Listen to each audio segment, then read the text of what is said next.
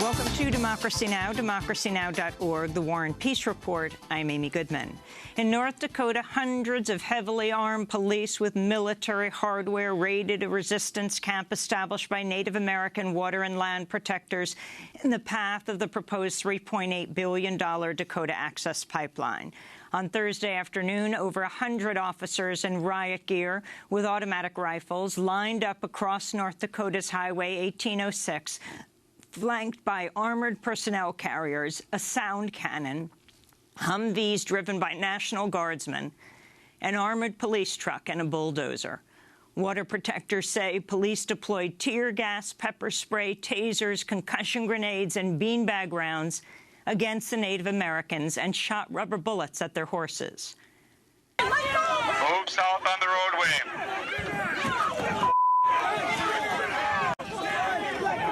The police are protecting and serving the pipeline. They're protecting fossil fuel profits over human beings. They're macing people. They're hazing them in the face. Lock arms! Lock arms! Lock up! Water protectors used cars to blockade a highway and set fire to hay bales and tires. Police arrested 2 people they accused of firing gunshots. 4 people locked themselves to a truck parked in the middle of the highway in efforts to stop the police advance. At least 141 people were arrested yesterday. Dakota Access Pipeline Company cranes and bulldozers were active just behind the police line on the site of the tribal burial ground, where Dakota Access security guards unleashed dogs on Native Americans on September 3rd. After headlines will go to North Dakota for the latest on the standoff at Standing Rock. Thursday's mass arrests came as Native American youth flooded the Hillary Clinton campaign headquarters in Brooklyn, New York, to demand Clinton oppose the pipeline. After Clinton campaign staffers declined to meet with the delegation, they attempted to present a letter to security guards.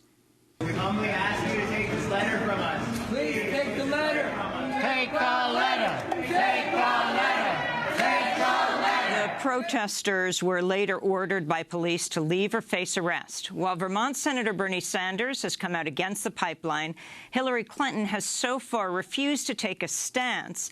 In the Clinton campaign's first statement on the pipeline, spokesperson Tyrone Gale wrote in response to the young protesters, quote, "Now all of the parties involved need to find a path forward that serves the broadest public interest.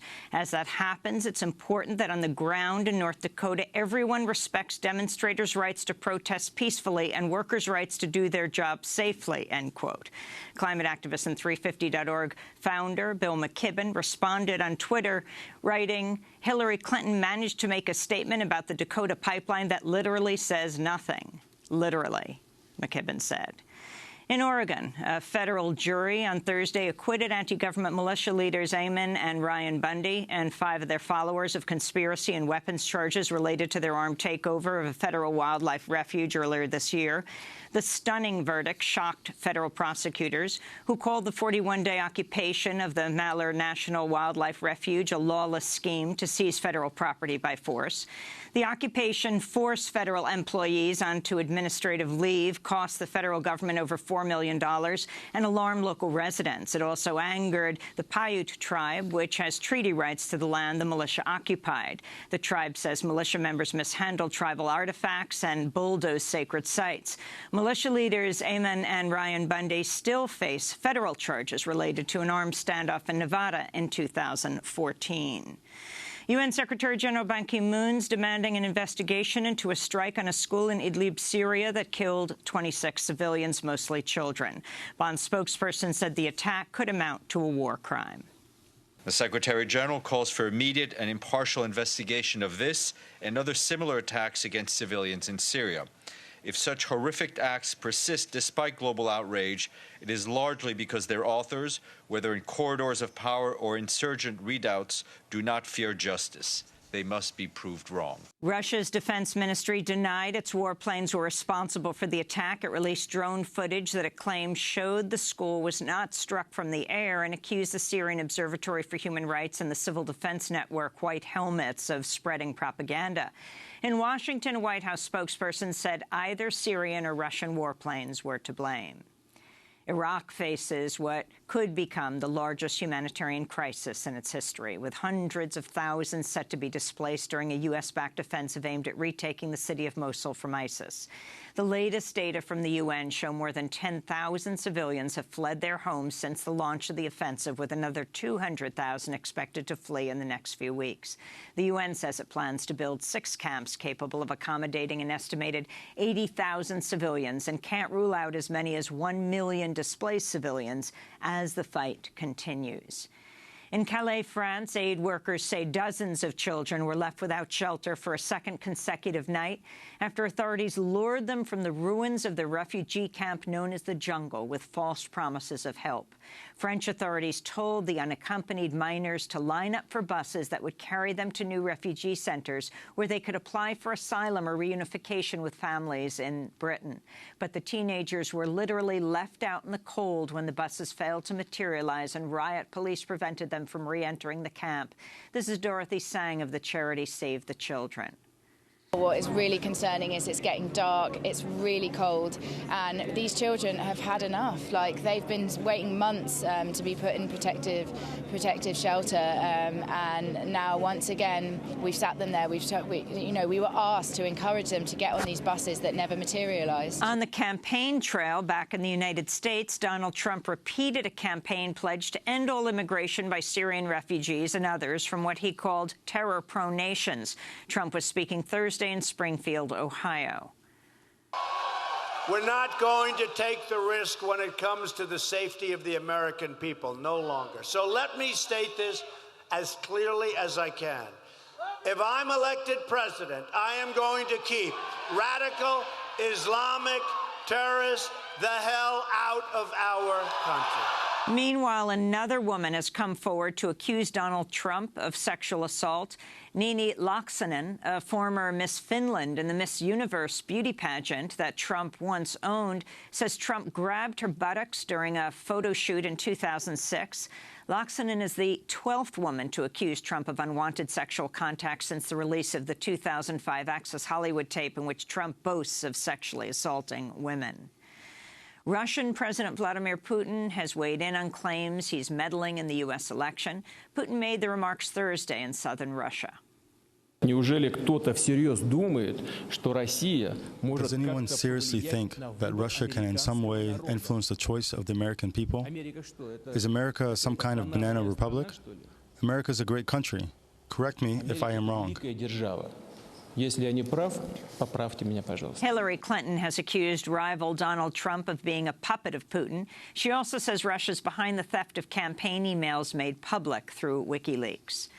President Obama Thursday granted clemency to 98 federal prisoners, bringing the total number of prisoners whose sentences he's commuted to nearly 900. That's more than the previous 11 presidents combined. Many of the prisoners received harsh sentences under mandatory minimum drug laws that critics say targeted communities of color. Obama's also rejected a number of commutations, a result of a surge in applications since a clemency initiative announced in 2014. In the Venezuelan capital of Caracas, clashes broke out Thursday as the country's increasingly militant opposition stepped up efforts to oust President Nicolás Maduro. Opposition leaders have called for a national strike today and a march to the presidential palace unless the election board allows for a stalled referendum on whether to recall President Maduro. Each side's accused the other of attempting a coup. Venezuela's political unrest comes as the country is grappling with a massive economic crisis, which has led to shortages of food, medicine, and other necessary goods. We'll have more on the crisis in Venezuela later in the broadcast. The United Nations Thursday voted overwhelmingly to start talks aimed at abolishing all nuclear weapons. The landmark resolution will see the UN convene a conference next year to negotiate a legally binding instrument for worldwide nuclear prohibition. The vote was 123-38, with 16 countries abstaining. Voting against were all 9 known nuclear states: China, Russia, France, Britain, India, Pakistan, Israel, and North Korea, as well as the United States. Broadband internet providers will need to ask for permission if they want to sell customers' private data to third parties. Well, that's under new rules adopted Thursday by the Federal Communications Commission. Watchdog groups are hailing the move as a major step forward on internet privacy. The media reform group Free Press said, quote, "The companies that carry all of our speech online have no business profiting from all the information they gather without our consent," unquote. The rules do not require internet providers to get clear permission before using private customer data themselves.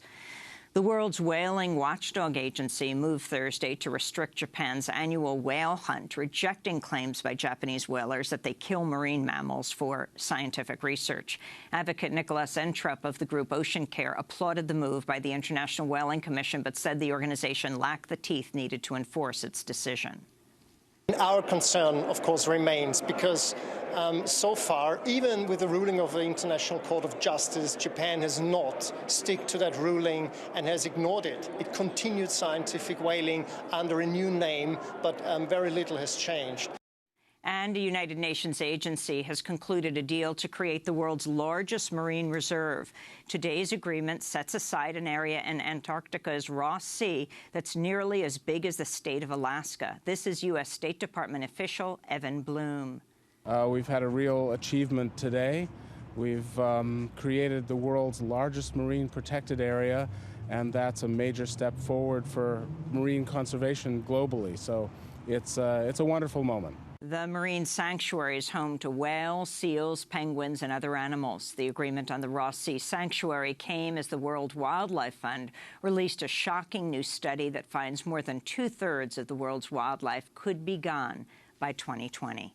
And those are some of the headlines. This is Democracy Now!, democracynow.org, The War and Peace Report. I'm Amy Goodman. And I'm Juan Gonzalez. Welcome to all of our listeners and viewers around the country and around the world.